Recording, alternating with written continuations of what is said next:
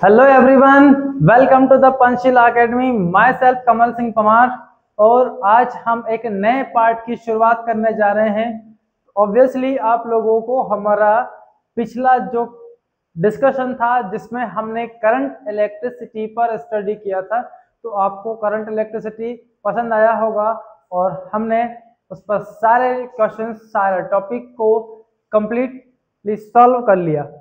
ठीक है, तो जब हमने करंट इलेक्ट्रिसिटी की शुरुआत की थी तो वो शुरुआत में हमने डिस्कशन किया था कि मोशन ऑफ चार्ज क्या बनाएगा, इलेक्ट्रिक करंट को बनाएगा। और उसके जो मोशन है वो यहाँ पर दो तरह से होने वाले हैं। एक जिसमें उसकी स्पीड कांस्टेंट रहेगी, वो हमारा करंट इलेक्ट्रिसिटी था। और जिसमें हमने बात की थी कि चार्ज जब एक्सेलरेट होना शुरू हो जाएगा तो वो एक नया इफेक्ट रिप्रेजेंट करेगा। आज उसी नए इफेक्ट के बारे में हम लोग डिस्कस करने जा रहे हैं। तो ज़्यादा से ज़्यादा आप चैनल को लाइक शेयर सब्सक्राइब करें, खुद भी करें और अपने दोस्तों से भी सब्सक्राइब करवाएं। ठीक है, जो जो क्लास 12 की स्टडी कर रहे हैं। तो क्लास 12 फिजिक्स का हम आज का नया पार्ट शुरू करने जा रहे हैं, वो है introduction to the magnetic field and Lorentz force. By mistake एक टी इसमें से गायब हो गया था। तो introduction to the magnetic field आज का हमारा लेक्चर होगा, जिसमें हम मैग्नेटिक फील्ड से इंट्रोड्यूस होंगे और बात करेंगे मैग्नेटिक फील्ड के अंदर लगने वाले फोर्सेस के ऊपर। ओके बच्चों, तो बने रहें हमारे साथ, कॉपी पेन उठा लें और नोट करना आप लोग स्टार्ट कर दें। तो चलिए शुरू करते हैं आज के आपके साथ आज के लेक्चर को magnetic effect of electric current से।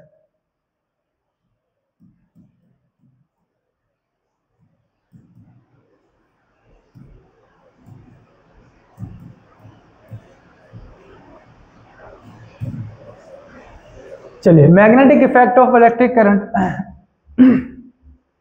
तो हमने प्रीवियस क्लासेस के अंदर कुछ डिफरेंट फील्ड के बारे में स्टडी किया है। एक फील्ड हमारा होता है ग्रेविटेशनल फील्ड, जिसमें आपने स्टडी किया होगा आपके प्रीवियस क्लासेस के अंदर, जहां कहीं नेचर में दो ऑब्जेक्ट जिनके पास मास होता है वो कुछ डिस्टेंस पर अगर प्रेजेंट हो, फिक्स्ड हो, तो उनके बीच में एक फोर्स ऑफ अट्रैक्शन वर्क करता है, जैसे सन और अर्थ के बीच, आप और हमारे बीच। हम क्या है, मास बॉडी है। हर मास बॉडी क्या करती है, दूसरी मास बॉडी के ऊपर एक फोर्स ऑफ अट्रैक्शन अप्लाई करती है। इस मीन्स जो m मास का पार्टिकल यहाँ रखा हुआ है, ये क्या करता है, किसी अनदर पार्टिकल पर कोई फोर्स लगाता है जो इसके कांटेक्ट में ही नहीं है। ये अगर सन है तो अर्थ यहाँ से काफी दूर है और वहां पर ये क्या कर रहा है, इसके ऊपर एक ग्रेविटेशनल फोर्स अप्लाई कर रहा है। अब जब भी कोई ऑब्जेक्ट किसी अनदर ऑब्जेक्ट पर कोई फोर्स लगाता है तो उस फोर्स को दो फॉर्म में लगाया जा सकता है।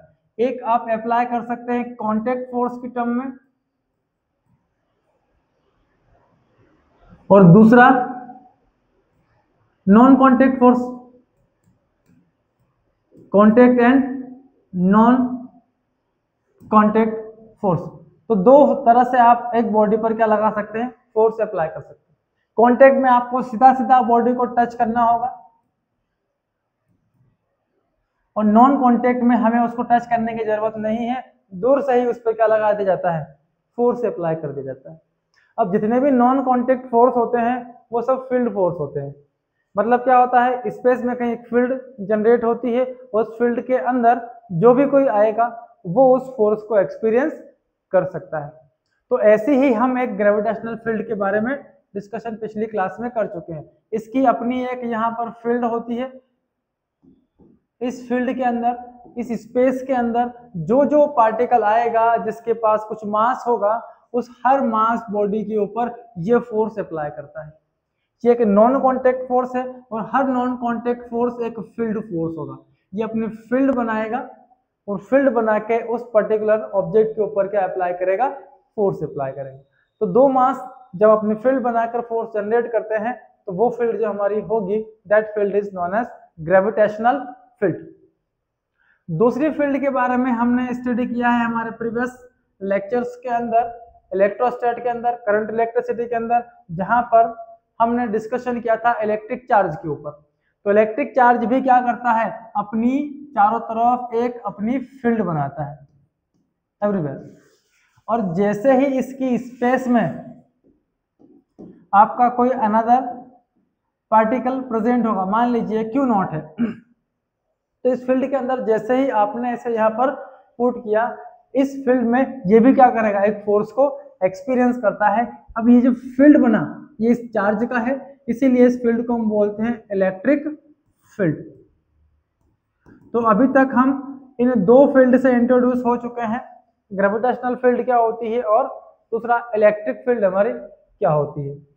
ठीक है, आज हम एक नई फील्ड के बारे में डिस्कशन करने जा रहे हैं और आज के इस लेक्चर में हम लोग उसके बारे में जानेंगे, उसका नोमेनक्लेचर डिसाइड करेंगे और किस तरह से वो फोर्स अप्लाई करती है। जितनी भी फील्ड हम स्टडी करने वाले हैं, कर चुके हैं या अभी करने वाले हैं, हर फील्ड में कुछ ना कुछ फोर्स अप्लाई होता है। फील्ड की यही कैरेक्टरिस्टिक्स होती है, तो उन्हीं पर आज हम डिस्कशन कर रहे हैं। ठीक है, तो वो नई फील्ड कैसी होगी, तो उसको जानने के लिए हम लेते हैं एक कंडक्टिंग वायर, इसका कनेक्शन करेंगे एक बैटरी के साथ और यहां से अप्लाई करेंगे पोटेंशियल डिफरेंस V प्लस और माइनस। ये एक कंडक्टिंग वायर है, बैटरी लगा हुआ है, तो करंट इस सर्किट के अंदर क्या होगी, फ्लो होगी। फिलहाल हमने स्विच ऑफ कर रखा है, तो कोई भी करंट इस सर्किट में फ्लो नहीं हो रहा है। ये रहा हमारा स्विच। ठीक है, और लेते हैं अब एक चार्ज पार्टिकल को। चार्ज के बारे में हम जान चुके हैं, चार्ज क्या है। ओके, चार्ज के मोशन के बारे में हम लोग स्टडी कर चुके हैं। आज हम उसको एक्सेलरेट करवाने वाले हैं, तो मजा आएगा आपके साथ चार्ज को हमें एक्सेलरेट करवाने में। तो हेल्प कीजिए हमारी, लाइक शेयर सब्सक्राइब ज़्यादा से ज़्यादा कीजिए। तो हमने लिया एक चार्ज क्यू, क्या लिया हमने, एक चार्ज क्यू। कहाँ से उठाया हमने, उठा लिया कहीं से, टेंशन नहीं लेना इतना। तो एक चार्ज लिया हमने और इस चार्ज को बंदूक की गोली की तरह यहाँ से फायर कर दिया। जा भाई दौड़ के इधर, तो ये भाई साहब गए दौड़कर कितनी स्पीड से, V स्पीड से। ये तुरंत भाग कर गए, स्पीड से दौड़ के गए और सीधे इस रास्ते से क्या हो गए, भाग गए, है ना। अब जैसे ही ये यहाँ से निकल कर जा रहे हैं ना इस रास्ते पर, इनका मुड़ने का कोई चांस नहीं है, क्योंकि आपने पढ़ा है इनर्शिया। इनर्शिया कहता है कि जो बॉडी सीधे जा रही है सीधे ही जाना पसंद करेगी, अपने डायरेक्शन में चेंज काहे करेगी। ओके, तो इसमें इनर्शिया ऑफ डायरेक्शन है ऐसे स्ट्रेट जाने का, तो ये भाई साहब ऐसे स्ट्रेट भाग कर चले जाते हैं, जाने दो। ठीक है, चले गए। ओके, ठीक है, चले गए। अब देखो, अब हमने यहां से इनको भेज तो दिया, अब थोड़ी देर बाद हमने इस सेल का स्विच ऑन कर दिया। अब स्विच ऑन करने से यहां पर फ्लो हुई इलेक्ट्रिक करंट, यहां से भी फ्लो होगी, यहां से होते हुए, यहां से होते हुए, ये करंट एट द एंड कहां पहुंच गई, बैटरी के अंदर।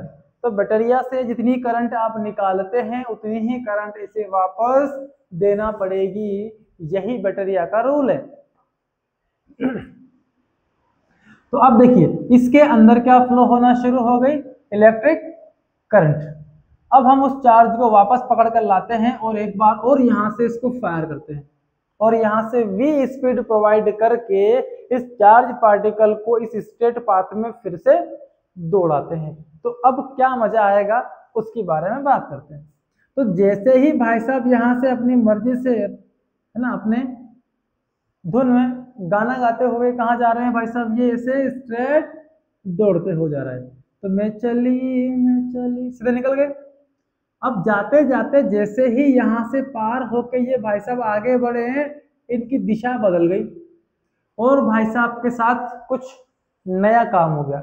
जैसे ही ये भाई साहब यहाँ से सीधे जा रहे थे, ये अपनी डायरेक्शन को टर्न करके ऐसे मुड़ जाते हैं। और अगर किसी की डायरेक्शन में कुछ चेंज आया है, इसका मतलब लॉ ऑफ इनर्शिया कहता है कि कोई भी ऑब्जेक्ट बिना किसी फोर्स के एक्सपीरियंस किए अपने डायरेक्शन में चेंज नहीं कर सकते हैं। Galileo law of inertia, Newton's law of inertia क्या कहते हैं, जब कोई बॉडी अपने डायरेक्शन में कोई चेंज कर रहा है, इसका मतलब है कि ये भाई साहब कुछ ना कुछ फोर्स को यहाँ एक्सपीरियंस करेंगे।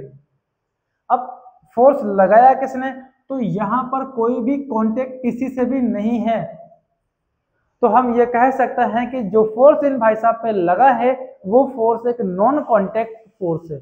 और जो नॉन कांटेक्ट फोर्स है हमने अभी डिस्कस किया, सारे के सारे क्या होते हैं, फील्ड फोर्स होते हैं। तो फील्ड फोर्स यहाँ पर लगा होगा इस चार्ज पार्टिकल पर, जब ये दौड़कर ऐसे जा रहा होगा, तो जाते जाते जो फील्ड लगी होगी इस पर, वो फील्ड कहाँ से आई होगी, तो हमने यहाँ से स्विच ऑफ कर दिया ऑफ। अब इसको भेजा हमने, तो ये पार्टिकल यहाँ से फिर से सीधे निकल जाता है, अब कोई टर्निंग नहीं होती। फिर हमने स्विच ऑन कर लिया, फिर इसको यहाँ से भेजा, तो ये फिर टर्न हो गया। यहाँ से करंट के अमाउंट को इंक्रीज किया तो इसकी टर्निंग भी उतनी ज्यादा बढ़ जाती है। तो हम ये समझे यहाँ से कि हो कुछ नहीं रहा है इस चार्ज पर, जैसे जैसे आप करंट को इस सर्किट में फ्लो करवा रहे हैं वैसे वैसे इस चार्ज पार्टिकल पर फोर्स अप्लाई हो रहे हैं, और ये अपने डायरेक्शन को क्या कर रहा है, टर्न कर रहा है। मतलब इट एक्सपीरियंस ए फोर्स कब, जब इस सर्किट के अंदर करंट फ्लो हो रही है। तो टर्निंग हमको एक्सप्लेन कर रही है कि चार्ज पार्टिकल पर कहीं से कुछ फोर्स लग रहा है, इसलिए उसने अपने डायरेक्शन को टर्न किया है। अब हमने क्या किया, एक चार्ज को यहाँ लेके आए, इसको स्पीड 0 दे दी हमने, ये चार्ज रेस्ट में है, लाके यहाँ पर रख दिया हमने, और जैसे यहाँ पे लाके रखते हैं हम इस चार्ज पार्टिकल पर, तो इन पर कोई भी फोर्स नहीं लग रहा। मतलब नेट फोर्स यहाँ जो लग रहा है वो कैसा है, इसके ऊपर 0 फोर्स है। तो ये बड़ा ताज्जुब होगा कि भैया जब चार्ज रेस्ट में होगा तो कोई भी फोर्स एक्सपीरियंस नहीं करेगा, लेकिन जैसे ही स्पीड से दौड़कर जाएगा अपने आप को टर्न कर लेगा। अभी भी करंट फ्लो हो रही है, लेकिन चार्ज कैसा है, एट रेस्ट। और जब जब चार्ज हमारा रेस्ट में होगा, force experience by this charge is equal to 0। ये फोर्स किस केस में एक्सपीरियंस करेगा, केवल और केवल उस केस में जब ये पार्टिकल यहां से मूव करते हुए जाएगा। ओके, तो यहां पर साइंटिस्ट ओस्टेड ने ऑब्जर्व किया force is experienced by charge only in number 1। अब इट शुड, वो जो चार्ज है वो एक पार्टिकल, चार्ज पार्टिकल है, तो जिस पर आप फोर्स एक्सपीरियंस कर रहे हो उसका it should be A charge particle, उसका एक चार्ज पार्टिकल होना कंपलसरी है। चार्ज पार्टिकल अगर नहीं है तो कोई फोर्स एक्सपीरियंस नहीं करेगा। जिसको आप दौड़ा रहे हो वो एक चार्ज पार्टिकल है, so it should be A charge particle. Option number 2, it should be have velocity, इसके पास क्या होना चाहिए, वेलोसिटी भी होना चाहिए। So it should be a charge particle and have velocity. ये अगर दो कंडीशन आप ऑब्जर्व कर लेते हैं इस पार्टिकल की, तो इस पार्टिकल पर 101% क्या अप्लाई होगा, फोर्स अप्लाई होगा। And this was observed by scientist Oersted, so the credit goes to the scientist Oersted। किसने ऑब्जर्व किया इसे, ओस्टेड ने। ओके, खैर उनने एक दूसरा तरह से एक्सपेरिमेंट किया, ठीक है, हम तो इसको यहाँ से ऐसे एक्सप्लेन कर रहे हैं। तो ये जो फिनोमेना है ये साइंटिस्ट ओस्टेड ने ऑब्जर्व किया, ओके, और पता किया कि ये फोर्स तो इस पे लग रहा है, तो फील्ड भी यहाँ पर होगी। अब वो फील्ड कौन सी होगी, तो उस फील्ड के लिए भाई साहब गए मैग्नेट के पास। हमने इलेक्ट्रिक फील्ड के बारे में स्टडी कर लिया है, ग्रेविटेशनल फील्ड के बारे में भी स्टडी कर लिया है, तो उनको सोचा कि कोई तीसरा फील्ड होगा ऐसा जो ऐसा कुछ वर्क यहाँ पर कर रहा होगा। तो एक फील्ड के बारे में और हम लोग जानते थे, ये है आपका मैग्नेट। इसमें दो पोल होते हैं, नॉर्थ एंड साउथ। इस मैग्नेट के पास ना एक बेसिक प्रॉपर्टी होती है, ये भी क्या करता है, अपनी फील्ड बनाता है। जब जब आप इसके पास आयरन के पीसेस रखेंगे, ये उन पीसेस को अपनी तरफ अट्रैक्ट कर लेता है। मतलब उन मटेरियल्स को जिनके पास ऑलरेडी मैग्नेटिक प्रॉपर्टी होती है, उन्हें ये अपनी तरफ क्या कर लेता है, अट्रैक्ट। आप देख रहे होंगे इसके और इसके बीच में कोई भी कांटेक्ट नहीं है, तो यहां भी एक नॉन कांटेक्ट फोर्स इस पर वर्क कर रहा है, ठीक है। तो ये भी एक अपनी फील्ड बनाएगा। अब इसकी जो फील्ड है, इसको हमने नेम दिया था मैग्नेटिक फील्ड, क्योंकि ये किसकी है, एक मैग्नेट की है।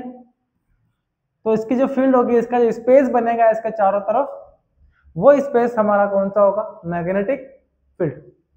अब इसकी मैग्नेटिक फील्ड पता कैसे करेंगे कि इसके आसपास है या नहीं है, तो इसके लिए हमने क्या बनाए, कुछ मैग्नेटिक नीडल्स बनाए, जिन्हें हम कंपोज भी बोलते हैं। इस तरह से एक डब्बे के अंदर, एक प्लास्टिक की डब्बे के अंदर एक सुई लगी रहती है, जो आपको मैग्नेटिक फील्ड के बारे में एक्सप्लेन करती है कि किस तरफ उसकी डायरेक्शन है। ओके, तो ये हमारे पास एक मैग्नेटिक निडल है। इस मैग्नेटिक निडल को जैसे ही मैं इसके पास ले जाता हूं, इसकी सुई डिफ्लेक्ट होती है। यहां अगर आप रखोगे इस मैग्नेट के पास, तो इसकी सुई डिफ्लेक्ट हो जाती है और इस तरफ मुड़ जाती है। मतलब इस मैग्नेटिक निडल का हम यूज किस फॉर्म में कर रहे हैं, ये पता करने के लिए कि इसकी अपनी मैग्नेटिक फील्ड है कि नहीं है। ओके, और ये जहां जहां रख रहे हो, हर बार ये क्या होती है, अलग अलग डायरेक्शन में डिफ्लेक्ट हो जाती है। तो हम ये जानते हैं कि एक मैग्नेट एक सब्सटेंस है ये, जो क्या करता है, अपनी एक फील्ड जनरेट करता है, और उस फील्ड का पता हम इस मैग्नेटिक निडल की हेल्प से कर सकते हैं।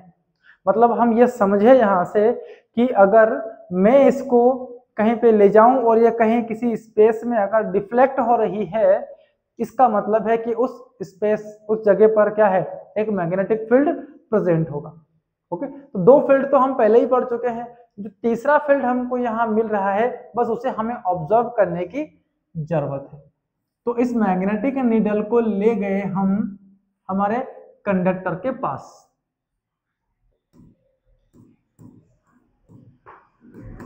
ठीक है, और मैग्नेटिक निडल को हमने रख दिया यहां पर लाकर। अभी ये अपनी नॉर्थ साउथ डायरेक्शन जो भी रिप्रेजेंट कर रही है। हमने यहां से स्विच ऑन किया, जैसे ही स्विच ऑन हुई, इलेक्ट्रिक करंट यहां से फ्लो होना स्टार्ट हो गई। जब स्विच ऑफ था, नॉर्थ साउथ में रखी हुई थी, लेकिन जैसे ही हमने यहाँ पर करंट का फ्लो करवाया, ये मैग्नेटिक निडल अपनी जगह से डिफ्लेक्ट हो जाती है और ऐसे बेंड हो गई। ठीक है, हमने थोड़ा सा करंट का अमाउंट इंक्रीज किया, तो ये मैग्नेटिक निडल का डिफ्लेक्शन और ज्यादा इंक्रीज हो गया, कुछ इस तरह से। जैसे जैसे मैं करंट इंक्रीज करूंगा, वैसे वैसे इसके डिफ्लेक्शन भी यहाँ पर क्या हो गए, बढ़ते गए। तो थोड़ी देर बाद हमने इसकी डायरेक्शन चेंज कर दिया, ये प्लस इधर माइनस इधर। अब चेक किया हमने, अब करंट किधर हो गया, अपोजिट डायरेक्शन में। फिर से निडल को हमने यहाँ रखा, तो इस निडल को जैसे ही हमने यहाँ रखा, पहले तो डिफ्लेक्शन जिस डायरेक्शन में ये कर रही थी, अब उसके ठीक अपोजिट डायरेक्शन में ऐसा डिफ्लेक्शन करना शुरू कर दिया इसने। ओके, ऐसे बेंट हो गई है, यहां से ऐसे घूम रही है, कुछ इस तरह से। ओके, तो जब करंट एक डायरेक्शन में फ्लो हो रही, इसके डिफ्लेक्शन कुछ इस तरह से है, और जब करंट की डायरेक्शन हमने चेंज कर दी, तो इसके डिफ्लेक्शन की डायरेक्शन भी क्या हो गई, बदल गई। जब जब हम कंडक्टिंग वायर में करंट को फ्लो करवाएंगे और पास में मैग्नेटिक निडल को रखेंगे, तो जब जब यहाँ करंट फ्लो होगी, तब तब इस मैग्नेटिक निडल के यहाँ पर क्या होने हैं, डिफ्लेक्शंस होने हैं। मतलब इसके डिफ्लेक्शन हमको एक्सप्लेन करते हैं कि ये डिफ्लेक्शन केवल मैग्नेटिक फील्ड से ही हो सकते हैं।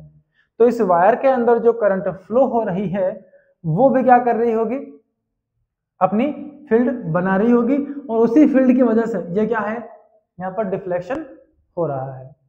तो क्योंकि ये मैग्नेटिक निडल है, मैग्नेटिक फोर्स को एक्सपीरियंस करती है, मैग्नेटिक फील्ड के रिप्रेजेंटेशन के बारे में हमें एक्सप्लेन करती है, इसलिए इस फील्ड का नाम रखा गया क्या, ये भी एक क्या है, मैग्नेटिक फील्ड। ओके, जिस तरह से एक मैग्नेट की स्पेस बनती है उसके अपनी फील्ड बनती है, वैसे ही जब जब हम किसी कंडक्टर के अंदर कोई इलेक्ट्रिक करंट को फ्लो करवाते हैं तब तब उस कंडक्टर के चारों तरफ क्या बनेगी, एक मैग्नेटिक फील्ड बनेगी, और उसकी प्रेजेंस का पता हम इस मैग्नेटिक निडल से लगा सकते हैं। ठीक है, तो यहां से हमें मिलता है मैग्नेटिक फील्ड। ओके, चलिए इलेक्ट्रिक फील्ड के बारे में भी हमने स्टडी किया है। तो इलेक्ट्रिक फील्ड के अंदर क्या होता है, मान लीजिए इस लोकेशन पर कहीं आपकी ये कुछ इस तरह से इलेक्ट्रिक फील्ड, और इस इलेक्ट्रिक फील्ड के अंदर हमने एक चार्ज को लिया Q0 और उसको यहां से V स्पीड से एंटर करवा दिया। इस इलेक्ट्रिक फील्ड के अंदर हमने Q0 को क्या कर दिया, इस इलेक्ट्रिक फील्ड के अंदर एंटर करवाया है विथ स्पीड V। तो जैसे ही V स्पीड से चार्ज पार्टिकल अंदर जाता है, यहाँ अंदर जाते जाते इलेक्ट्रिक फील्ड में फोर्स एक्सपीरियंस करता है और अपने आप को इलेक्ट्रिक फील्ड के साथ कुछ इस तरह से अलाइन कर लेता है। मतलब जा रहा था हॉरिजॉन्टल डायरेक्शन में, फोर्स एक्सपीरियंस करने से वो अपने आप की डायरेक्शन को ऐसे टर्न कर लेता है। कोई भी ऑब्जेक्ट 90 डिग्री से टर्न नहीं कर सकता है ना, तो वो थोड़ा आगे तक जाता है, फिर एक्सपीरियंस करता है फोर्स को, फिर टर्न फिर टर्न फिर टर्न, और टर्न होकर अपने आप को इस फील्ड के साथ चलाना स्टार्ट कर देता है। तो जो इलेक्ट्रिक फील्ड है वो हमारे चार्ज पार्टिकल की डायरेक्शन को टर्न कर सकती है, एक टर्निंग इसके अंदर हमको देखने को मिलेगी। ठीक है, इलेक्ट्रिक फील्ड के अंदर डन। ये स्पीड कैसी है, v स्पीड, ये v एक कांस्टेंट स्पीड से ये पार्टिकल इस इलेक्ट्रिक फील्ड के अंदर मूव करना स्टार्ट कर रहा है। अब हम जिस फील्ड की बात कर रहे हैं उसके बारे में आते हैं। तो हमने अभी अभी बात की है कि किसी कंडक्टर में जब जब इलेक्ट्रिक करंट फ्लो होगा क्या बनाएगा, अपनी एक फील्ड बनाएगा। अब वो फील्ड का डायरेक्शन क्या होगा, तो उसको पता करने के लिए हम आए हैं राइट हैंड थंब रूल पर। Okay, well done. आते हैं इस पर, वेल डन के लिए काम नहीं आता है, मैग्नेटिक फील्ड की डायरेक्शन भी हम इसी राइट हैंड थंब रूल से पता करते हैं। अब देखिए दो चीजें हैं, ये फिंगर्स है और थंब है। ठीक है, थंब्स अप। तो थंब बताएगा हमें डायरेक्शन ऑफ इलेक्ट्रिक करंट के बारे में, और जो फिंगर्स है वो हमको बताएगी यहाँ पर मैग्नेटिक फील्ड की डायरेक्शन के बारे में कि मैग्नेटिक फील्ड किस तरफ होगा। तो अगर ये हमारा एक कंडक्टर है, इसमें अगर आप इलेक्ट्रिक करंट को फ्लो करा रहे हैं तो इसमें लगा दो राइट हैंड थंब रूल। ठीक है, इसके आसपास जो मैग्नेटिक फील्ड बनेगा वो कहाँ बनेगा, ऐसे गोल सर्कल में। ये फिंगर्स को सर्कल बना लो, ऐसे सर्कल में क्या बनेगी, इस वायर के चारों तरफ एक मैग्नेटिक फील्ड। ओके, चलिए तो यहां से हमने क्या किया, इसमें इलेक्ट्रिक करंट को फ्लो करा दिया, और यहां से एक चार्ज पार्टिकल को हम v स्पीड से दौड़ाते हुए इसके अंदर एंटर कराते हैं। इसके आसपास अपनी मैग्नेटिक फील्ड बनी होगी, उस मैग्नेटिक फील्ड में हमने इस चार्ज पार्टिकल को एंटर करवाया v स्पीड से, और जैसे ही ये चार्ज पार्टिकल इसके अंदर v स्पीड से एंटर करेगा, ये अपने ऊपर एक फोर्स एक्सपीरियंस करता है। ये राइट हैंड रूल है हमारा। वो फोर्स कहाँ होगा, तो जैसे ही ये मैग्नेटिक फील्ड के अंदर जाता है, अपनी स्पीड जो है, जो डायरेक्शन ऑफ मोशन है, उसके ठीक 90 डिग्री पर एक फोर्स को एक्सपीरियंस करेगा, और जैसे ही फोर्स लगा ये अपने डायरेक्शन को टर्न कर लेगा। मान लीजिए ये वायर है, ऐसे बाहर की तरफ निकल के आ रहा है, और यहां से मैंने एक चार्ज पार्टिकल को v स्पीड से ऐसे दौड़ाया है। जैसे ही v स्पीड से चार्ज पार्टिकल अंदर जाएगा, इसके अंदर फ्लो होने वाली इलेक्ट्रिक करंट ने बनाई है मैग्नेटिक फील्ड, उस मैग्नेटिक फील्ड के अंदर चार्ज पार्टिकल अपने डायरेक्शन को change change change and again change करते हुए ऐसे इसके चारों तरफ इन सर्कल में फ्लो करना, घूमना स्टार्ट कर देगा। कितनी स्पीड से, v स्पीड से। हर बार वो पार्टिकल चाहता है कि मैं ऐसे जाऊं, लेकिन हर बार डायरेक्शन ये फील्ड उसकी चेंज कर देती है कुछ इस तरह से, और उसको मजबूरन इस सर्कुलर पाथ में घूमना पड़ता है। तो हर बार उसकी स्पीड का जो डायरेक्शन है वो क्या हो रहा है, चेंज। और जब जब किसी पार्टिकल की स्पीड की डायरेक्शन या स्पीड में चेंज आया है, ये चेंज इन स्पीड क्या गिवन करेगा हमें, एक्सिलरेशन। तो चार्ज पार्टिकल का यहाँ पर क्या हुआ है, एक्सिलरेशन। ओके, तो मैग्नेटिक फील्ड टर्न नहीं करवाती, उसको टर्न एंड अगेन टर्न करवाते हुए अपने चारों तरफ एक सर्कल में मूव करा लेती है। इलेक्ट्रिक फील्ड सिर्फ टर्निंग कराती है, मैग्नेटिक फील्ड उसको कहाँ टर्न घुमाएगी, एक सर्कुलर पाथ में। जैसे चार्ज पार्टिकल यहाँ से जाएगा, राइट एंगल पर फोर्स एक्सपीरियंस करेगा और उसके चारों तरफ ऐसे घूमने लग जाएगा। ओके, तो इसी बेसिस पर हम आज डिफाइन करेंगे मैग्नेटिक फील्ड को। ओके, चलिए, तो मैग्नेटिक फील्ड क्या शो करेगी, मैग्नेटिक फील्ड डिफाइन करते हैं मैग्नेटिक फील्ड को। So magnetic field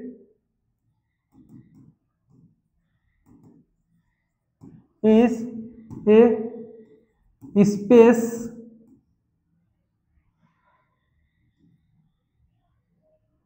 around the current carrying conductor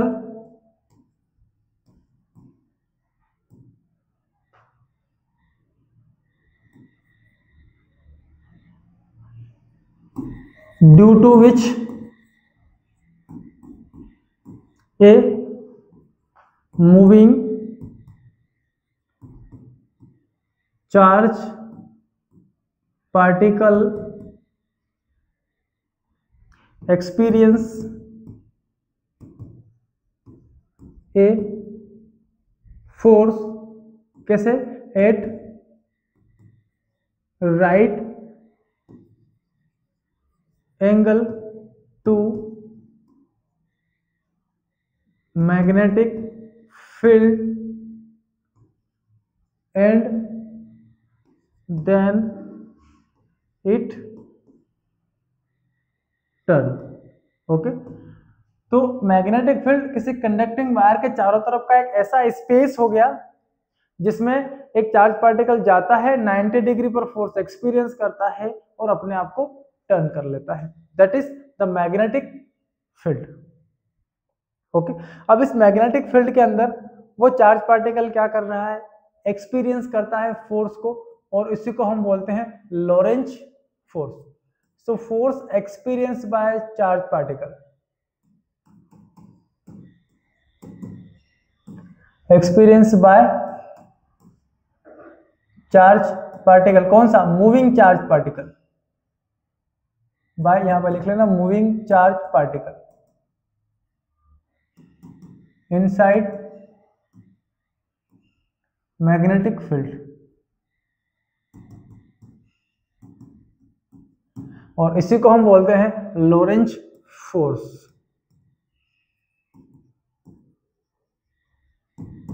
तो आप लॉरेंज फोर्स बोले या force inside the magnetic field बोले, दोनों एक ही बात है। फाइंड करते हैं उस फोर्स को, कितना होगा।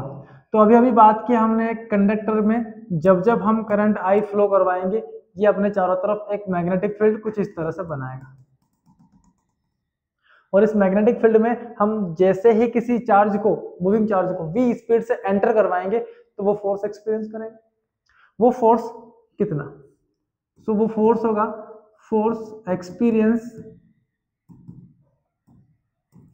Bye charge particle inside the magnetic field is, ठीक है, नंबर 1। जो फोर्स उस पार्टिकल पर लगेगा वो नंबर 1 डिपेंड करता है, depends on magnitude of charge पर, मैग्नीट्यूड ऑफ चार्ज पर। मतलब अगर 1 कूलम चार्ज होगा तो उस पर कुछ फोर्स होगा, 2 कूलम होगा तो फोर्स बढ़ जाएगा, 3 कूलम होगा तो फोर्स और भी इंक्रीज हो जाएगा। तो मैग्नीट्यूड ऑफ चार्ज के क्या है, ये direct proportionate. The force depends on magnitude of charge. Means direct proportional. Charge बढ़ाओ, फोर्स क्या हो जाएगा, इंक्रीज। अब दूसरा, आपने चार्ज को कितनी स्पीड से यहाँ पे भेजा है, जितनी ज्यादा स्पीड उतना ही ज्यादा क्या होगा, फोर्स। मीन्स फोर्स के भी वो कैसा हो गया, directly proportional. So it is directly proportionate to the velocity of charge, means F proportionate to velocity. And next, it also directly proportionate to the strength of the field, strength of magnetic field B। Means force direct proportionate हो गया किसके, strength of magnetic field में। तो charge पर depend करता है, velocity पर depend करता है, देन मैग्नेटिक फील्ड कितना स्ट्रॉन्ग है उस पर भी ये फोर्स डिपेंड करता है। ओके, अब इन तीनों को हम कंबाइन करते हैं। सो ऑन कंबाइनिंग ऑल, सभी को कंबाइन करेंगे तो force proportionate to Q we B मिल जाएगा। प्रोपोर्शनेट को हटाएंगे, equal to k q we B. Here k is constant,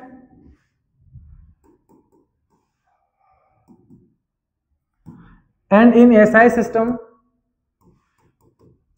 K is equal to 1, so force is equal to Q V B, ये हमको मिलेगा। अब वेलोसिटी एक वेक्टर क्वांटिटी है, मैग्नेटिक फील्ड भी एक वेक्टर क्वांटिटी है, इन दोनों वेक्टर का रिजल्ट फोर्स हमें मिला। वो फोर्स खुद एक क्या है, वेक्टर क्वांटिटी। तो दो वेक्टर का रिजल्ट क्या है, तीसरा वेक्टर। उस केस में इन दोनों के बीच हमें लगाना होगा क्रॉस प्रोडक्ट। ओके, तो V क्रॉस B, इन दोनों का जो रिजल्ट हमें मिला वो रिजल्ट यहां मिला हमें फोर्स की टर्म में। अगर हम इसका स्केलर फॉर्म बनाएंगे इन स्केलर फॉर्म, तो आपने स्केलर फॉर्म पढ़ा होगा, दो वेक्टर अगर क्रॉस प्रोडक्ट में हो तो उनका रिजल्ट होगा V B साइन थीटा। तो फोर्स फिर से डिपेंड करेगा किसके ऊपर, एंगल थीटा के ऊपर। कौन है ये थीटा, ये थीटा हमारा एंगल है वेलोसिटी और मैग्नेटिक फील्ड के बीच का। एंगल अगर चेंज होगा तो फोर्स की वैल्यू भी क्या हो जाएगी, चेंज हो जाएगी। और फाइनली हमारे पास जो फोर्स का स्केलर फॉर्म मिला वो हमें मिला है F equal to Q we B sine theta, that is the Lorentz force. ठीक है बच्चों, चलिए इसके बेसिस पर हम डिफाइन करते हैं किसे, मैग्नेटिक फील्ड स्ट्रेंथ को। इस B को हम डिफाइन करते हैं। So definition of magnetic field B। अब जिसे डिफाइन करना है उसे सेपरेट कर लो और बाकी सबको भेज दो एक तरफ, F divide by Q V sine theta, Q V sine theta. ठीक है, अब हमने यहाँ पर Q इक्वल टू 1 कूलम लिया, V equal to 1 metre per second लिया, और साइन थीटा को हमने कंसिडर करना है 1, तो उसके लिए हमने लिया 90, sine 90 equal to 1, means theta equal to 90 degree. तो B इज इक्वल टू क्या मिला आपको, F। तो जो मैग्नेटिक फील्ड स्ट्रेंथ है B, वो डायरेक्ट इक्वल हो गई किसके, फोर्स के। किस केस में, ये सारे अप्लाई कर दो आप। Okay, so when a particle enter in a magnetic field, so the strength of field is equal to the force when the speed of particle is 1 metre per second, charge of particle is 1 coulomb, and the angle between V and B is 90 degree. Okay, clear है। So whenever a particle enter in a magnetic field with speed of 1 meter per second, charge of 1 coulomb at right angle to the magnetic field, then the force experienced by the charge is equal to the strength of the field. इसको हम define कर लेते हैं. So magnetic field intensity is magnetic field intensity at a location is equal to the force experienced by charge having charge 1 coulomb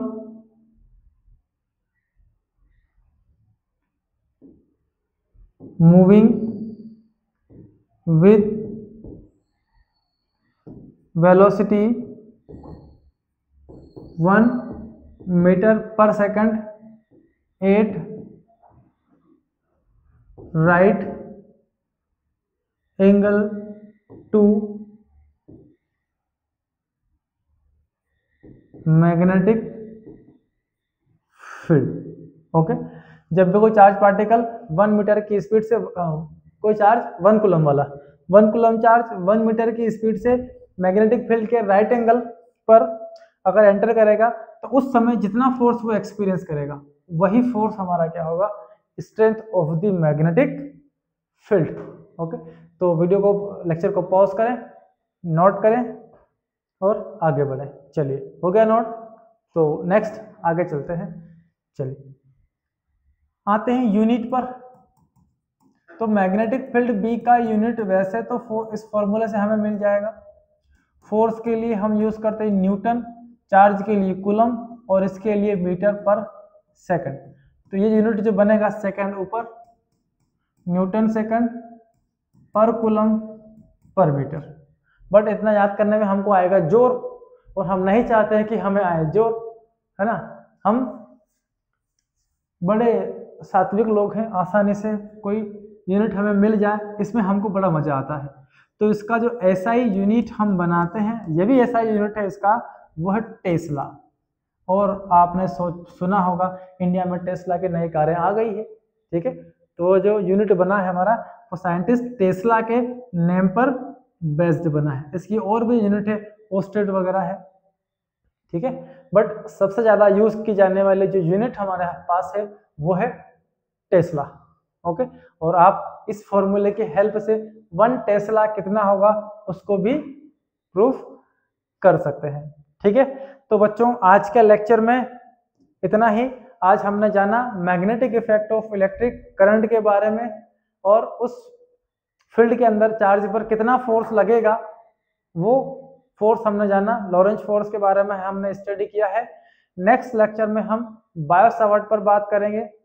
okay, और आज के lecture को ज़्यादा से ज़्यादा लाइक, शेयर, सब्सक्राइब बिल्कुल आप करें. ओके, तो मिलते हैं अगले लेक्चर में. तब तक के लिए ऑल दी बेस्ट.